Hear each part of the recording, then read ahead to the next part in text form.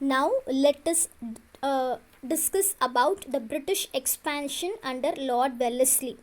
In 1798, Lord Wellesley became the Governor General of India. He acquired territories through two policies. The first one is the system of subsidiary alliance. The second one is the outright wars or direct wars. So he used two strategies to take the control over many territories in India. Subsidiary alliance was a clever move by the British. They asked the rulers to accept supremacy of the British and sign a subsidiary treaty with them.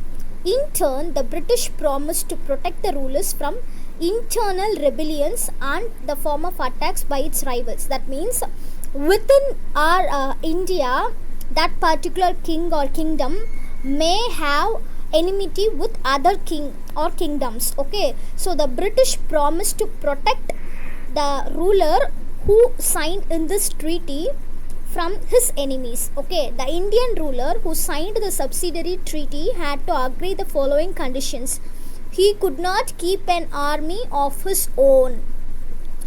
He would keep a British army for their protection and pay of its maintenance. Okay, so he has to sought the help of the British army, and he has to pay.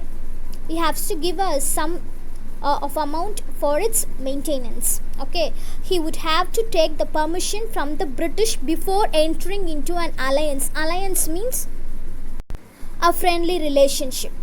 Okay, a bond or a treaty with another ruler, or before declaring a war against another kingdom.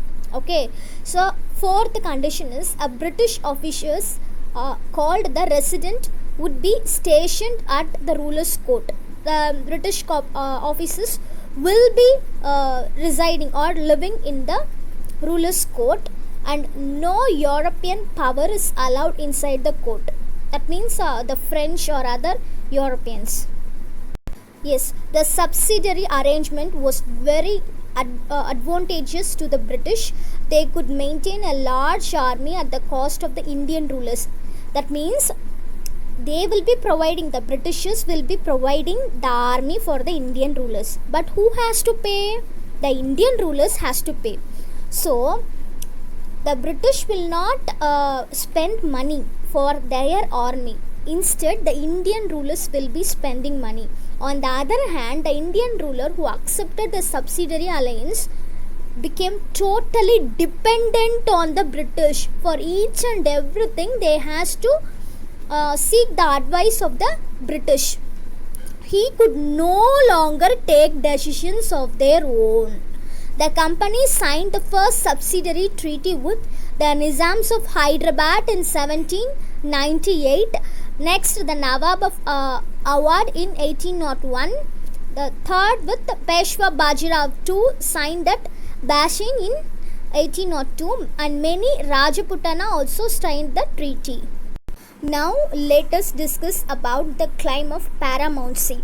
From the early 19th century, the company followed the policy of paramountcy initiated under Lord Hastings when he was the governor from 1813 to 1823. Now, the company claimed that its authority was paramount or supreme, hence its power was greater than that of the Indian states. When the British tried to annex Kittur, Rani Chennamma led an anti-British resistance movement. Resistance na to stop something. Okay, she was arrested in 1824 and died in prison in 1829.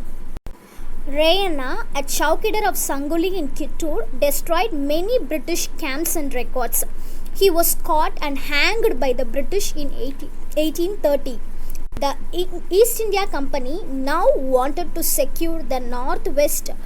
They fought a war with Afghanistan between 1838 and 1842. Sindh was taken over in 1843. Sindh means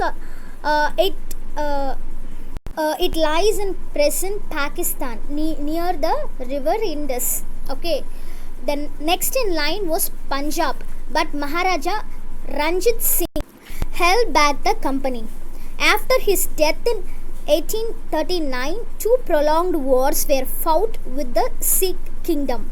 Ultimately, in 1849, Punjab was annexed with the British East India Company.